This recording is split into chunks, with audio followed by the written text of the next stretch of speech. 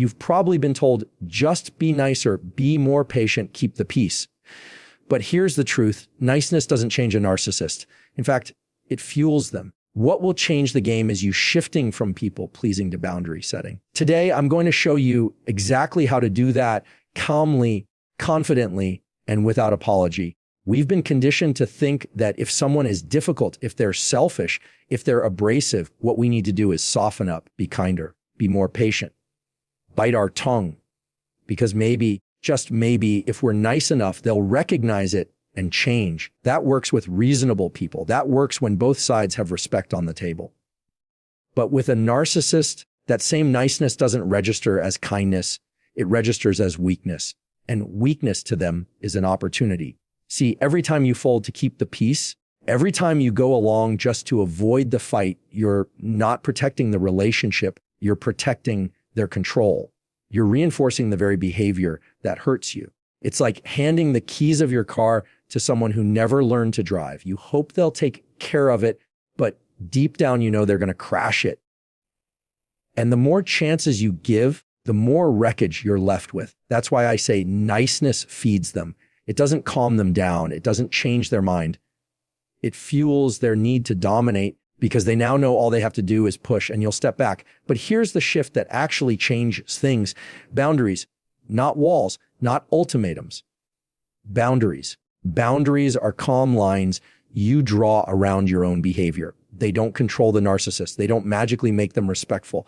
What they do is protect you. They define where your energy goes and where it stops. Let me show you the difference. Niceness sounds like, it's okay. Don't worry about it. I'll take care of it. A boundary sounds like, I won't be doing that for you. Niceness says, I don't want to upset you, so I'll stay quiet. A boundary says, I'm not comfortable with that, so I'm going to step away. Do you hear the difference? One gives away power. The other holds onto it. Now, boundaries don't have to be loud. You don't have to raise your voice. In fact, the quieter, calmer, and shorter they are, the stronger they land. Because when you set a boundary, you're not arguing. You're not debating. You're simply stating a fact about what you will and won't allow in your life. That calm firmness is what the narcissist can't control. And that's exactly why it works. Some of you might be thinking, but won't setting boundaries just make them angrier? And yes, it might. But their anger isn't proof you're doing something wrong. It's proof you're doing something different. If you've been feeding them with niceness for years, of course, they're going to notice when the supply stops. That pushback isn't a sign to stop. It's a sign you're on the right track. And here's the other thing, boundaries aren't about changing them. That's not the goal. Boundaries are about changing you, changing the way you respond. Because when you shift from, I hope they'll treat me better, to, I decide what I allow, the game changes. You take yourself out of their manipulation cycle. You stop playing the role they've cast you in. Think about it this way. You can't control the waves, but you can decide how close you stand to the shore. A narcissist will always send waves of criticism, guilt, manipulation. But you get to decide how far back you stand. You get to decide whether you're going to be knocked over every time or whether you're going to plant your feet and hold your ground.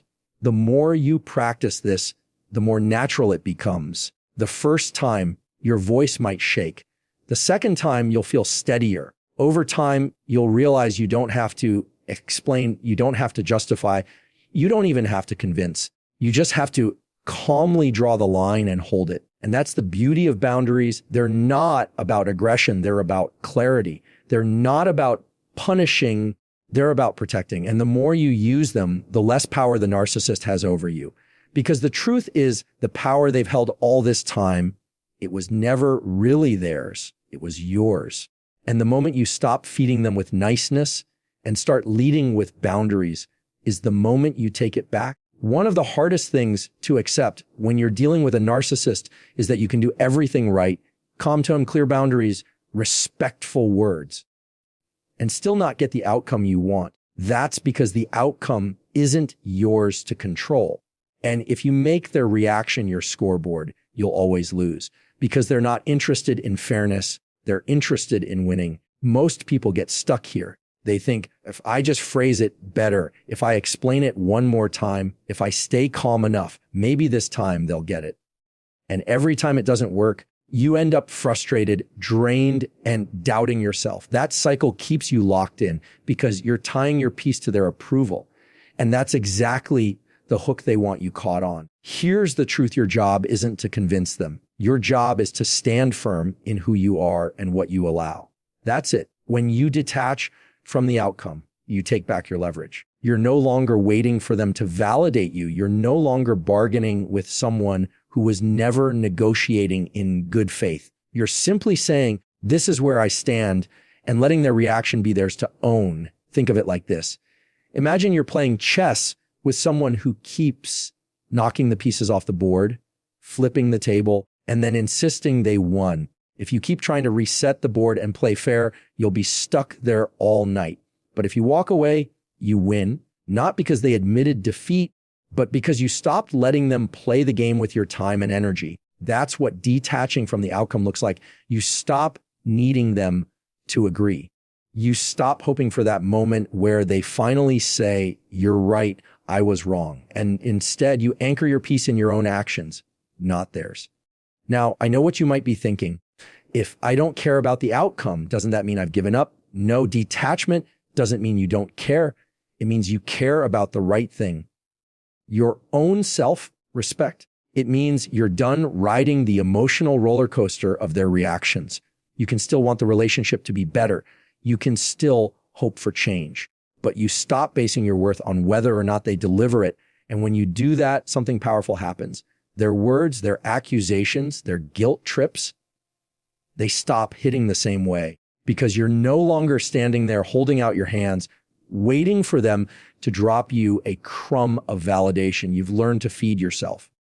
Here's a simple shift you can use in the moment when they attack. Instead of asking, how do I get them to stop? Ask, how do I want to show up right now?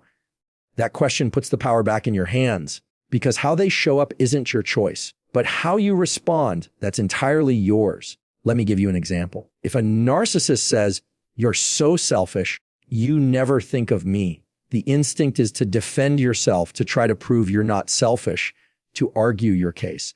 But when you detach from the outcome, you don't take the bait. You might calmly say, I see it differently, and leave it there. You're not chasing their approval. You're not rewriting yourself to fit their narrative. You're simply owning your space and walking away with your peace intact. And yes, they might call you cold. They might accuse you of not caring. They might push harder to get that emotional reaction out of you. But remember this, their push is not proof of your failure. It's proof of your progress. They're losing the control they once had, and they're trying to pull you back into the same old dance. Don't join. The freedom you're looking for isn't in getting them to change. It's in realizing you don't need them to. When you detach from the outcome, you stop measuring your worth by their reaction, and you start measuring it by your own consistency. That's how you break the cycle. Because the moment you stop needing them to agree, approve, or accept is the moment you start living free.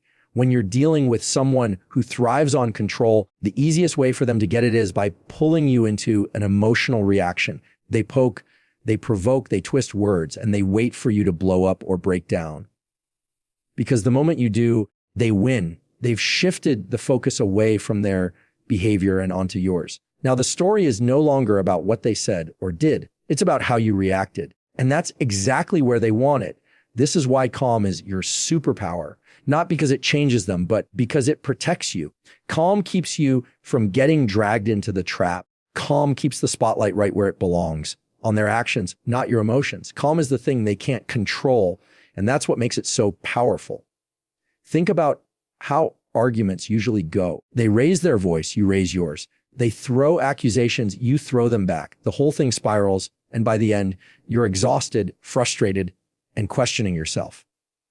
Now flip that. Imagine they come at you with the same intensity, and instead of matching it, you stay steady. You don't roll your eyes. You don't slam doors. You don't fire off insults. You stay calm, clear, and concise. Suddenly, there's nothing for them to grab onto, no fuel for the fire, just you unshaken. And let me be clear, staying calm doesn't mean staying silent. It doesn't mean you let things slide or avoid addressing issues. Calm isn't about shrinking back. It's about strength under control. It's about delivering your words in a way that's steady, short, and firm. Because calm communication lands differently. It can't be spun into you're being dramatic or you're overreacting. Calm strips them of that narrative. Here's what that might sound like in practice. Instead of saying, you always twist things and make me feel like the bad guy, which invites more argument, calm sounds like, I'm not going to argue about this. And then you stop, no raised voice, no extra explanation, just a clear, calm statement followed by silence. That silence, that's part of calm too, because silence leaves their manipulation hanging in the air with nowhere to land. You're not rushing in to defend yourself. You're not scrambling to fill the space. You're letting them sit with it. And as uncomfortable as that might feel for you at first, it's 10 times more uncomfortable for them. Now, I won't sugarcoat this. Staying calm isn't easy, especially when they're pushing every button you have, especially when you're tired of being misunderstood, dismissed, or belittled. Your instinct is to fight fire with fire. But the problem with fighting fire with fire is you both get burned. Calm is the water that puts it out. The good news is calm is something you can practice. You don't have to master it all at once. Start small. Notice the moments where your voice rises, where your chest tightens, where you want to snap back. And instead of reacting in that moment, pause. Take a breath. Lower your tone. Shorten your words. The more you practice, the more natural it becomes. Over time, calm stops being something you force. It becomes who you are. And here's what happens when you consistently show up calm. First, you gain control over yourself. You stop letting their behavior dictate your state of mind.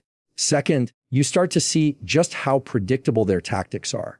Because once you stop reacting, you realize they're running the same playbook over and over: blame, guilt, manipulation. It's all recycled. Calm allows you to step back and see the pattern instead of being swallowed by it. Most importantly, calm communicates a message without you ever saying the words, "You don't control me." That's what rattles them. Because for someone who feeds off chaos, calm is the one thing they can't handle. It's like holding up a mirror and showing them their storm isn't moving you anymore. And when you combine calm with the boundaries we talked about earlier, and with detaching from the outcome, you become untouchable. Not because they stop trying, but because you stop feeding the cycle. You stop being the easy target. You start being the person who can't be swayed by noise. Calm doesn't make you weak. It makes you unshakable. And that's why it's your superpower. One of the biggest traps people fall into when dealing with a narcissist is the urge to explain, to justify, to over-clarify. You say no, and immediately you feel the need to follow it with 10 different reasons why. You set a boundary and then you bend over backwards, trying to make sure they understand that you're not being mean, you're not being unreasonable, you're not trying to upset them. But here's the problem with all that explaining. It doesn't bring clarity, it brings ammunition. Because the moment you start justifying yourself, you're opening the door for them to twist, to argue, to poke holes in your reasoning. And suddenly, you're no longer standing firm in your decision, you're defending it. Now it's a debate, and that's exactly the ground they want to fight on. Narcissists don't need your reasons, they need your reaction. The more words you give, the more room they have to control the conversation. That's why clarity beats explanation every time. Clarity is short, clarity is firm, clarity leaves no loose threads for them to tug on. Where explanation says, here's why I can't, clarity simply says, I won't. Where explanation tries to get them to understand, clarity doesn't make understanding the requirement. It makes your decision the end of the conversation. Let me show you what that looks like. They say, you need to come help me with this. You're being selfish if you don't. An explanation sounds like, I can't because I have so much going on at work and I promised I'd be there for someone else. And I'm really tired and I hope you understand. That's a long hallway with a lot of open doors for them to walk through. They can say, work isn't that important, or you always put other people before me, or you're exaggerating, and now you're back on defense. But clarity sounds like I'm not available, period. Nothing to argue with. Nothing to twist, no explanation to unravel. It's just clear, calm, and final. This doesn't mean you're rude. It doesn't mean you don't care. It means you recognize that your worth and your decisions don't require someone else's approval stamp. You don't need to present your case like a lawyer in a courtroom. You don't need to convince them to see it your way. You only need to state your boundary and then hold it. Now, at first, this will feel uncomfortable, especially if you're used to smoothing things over, if you've built your whole pattern around keeping the peace. Silence after a clear statement might feel cold to you, but it's actually strength. Because here's the truth: people who respect you don't need the extra explanation. They hear your boundary and they honor it. The ones who demand an explanation are usually the ones looking for leverage. And when you stop giving it to them, you take away the leverage they've had over you all this time. Think of clarity like drawing a line in the sand. It doesn't have to be bold or dramatic. It just has to be steady. And once it's there, it speaks for itself. If someone crosses it, that's not your cue to explain the line all over again. It's your cue to enforce it. And you'll notice something else when you start practicing clarity. Your conversations get shorter. Your stress gets lighter. The energy you used to spend crafting explanations and rehearsing arguments, suddenly you get that back because you're no longer chasing their understanding. You're no longer carrying the weight of trying to make them happy with every choice you make. You're free to stand in your truth, even if they never agree with it. This doesn't just change how you deal with narcissists. It changes how you carry yourself everywhere. Clarity simplifies your life. It builds confidence. It sends a quiet message to everyone around you. I mean what I say, and I don't need to dress it up. And that kind of presence earns respect, even from people who may not like it. So the next time you feel that pull to explain, to justify, to overtalk, pause. Remind yourself that clarity isn't about them. It's about you. It's about standing firm in your decision without handing over all your power in the process. Because the moment you trade explanation for clarity, you stop defending your boundaries and you start defining them. The real test of boundaries isn't setting them once. It's holding them over and over, even when it's hard, even when you're tempted to let it slide. Because a boundary without consistency isn't really a boundary. It's a suggestion. And suggestions don't change dynamics. Consistency does. Narcissists are experts at testing limits. The first time you say no, they'll push. The second time, they'll push harder. They'll guilt trip. They'll argue. They'll ignore what you said and do what they want anyway. And in those moments, the temptation is strong to give in just to stop the conflict. But the moment you do, you've taught them something.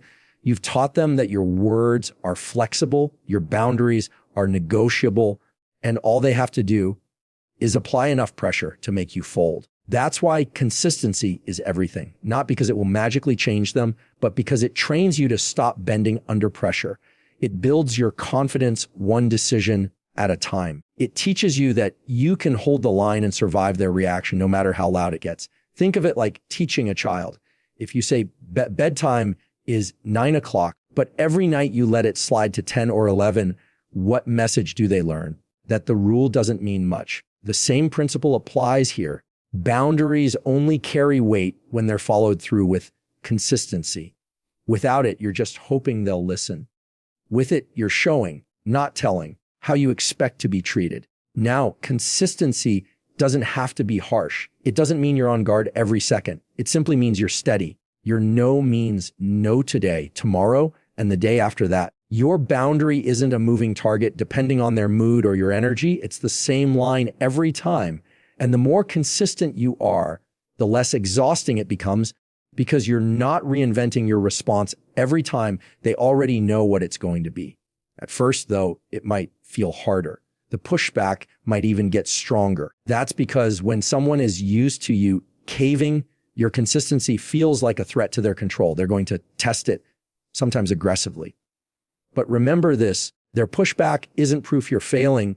It's proof they notice the change. And when you keep holding the line, eventually they learn that the old tactics don't work anymore. Here's what that looks like in practice. Let's say you've told them, I'm not going to discuss this if you raise your voice. The first time they'll raise their voice anyway, expecting you to stay. If you stay, The boundary is broken if you calmly say, I'm stepping away until you lower your voice, and then actually step away, you've enforced it. Do it once, and they'll test again tomorrow. Do it 10 times, and they'll begin to realize the pattern. That's consistency. That's control. Consistency also matters for you internally. Every time you hold a boundary, you're proving something to yourself that you can trust your own word, that you're capable of protecting your peace, that you're not at the mercy of someone else's behavior. And the more you prove that to yourself, the stronger you get. What once felt impossible starts to feel natural.